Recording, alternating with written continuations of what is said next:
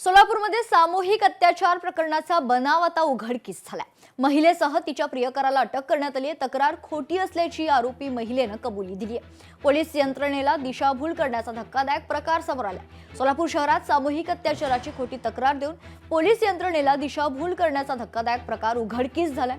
विजापूर नाका पोलीस ठाण्याच्या तपासात संबंधित घटना पूर्णपणे बनावट असल्याचं निष्पन्न झालं असून या प्रकरणी महिलेसह तिच्या प्रियकराला अटक करण्यात आली आहे।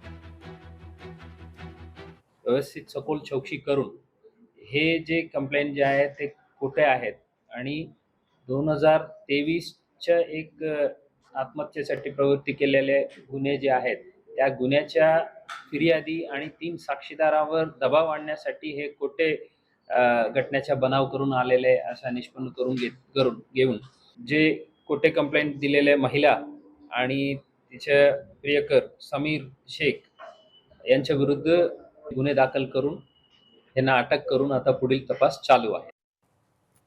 नवी मुंबईत 14 वर्षीय मुलानं आत्महत्या केल्याची घटना घडली आहे। राहत्या घरात गळफास घेत या मुलानं आपलं जीवन संपवलंय। नवी मुंबईतील घणसोली येथील ही घटना आहे। रबाळे पोलिसांकडून सध्या तपास सुरू आहे। प्रीत राणकर असं आत्महत्या केलेल्या विद्यार्थ्याचं नाव आहे।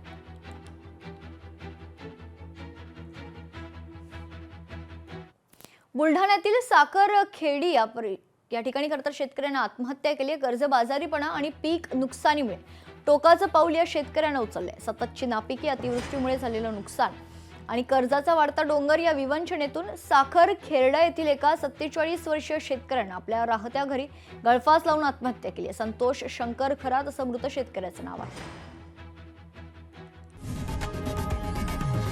लोकशाही मराठी ऐका, पहा, जागरूक रहा।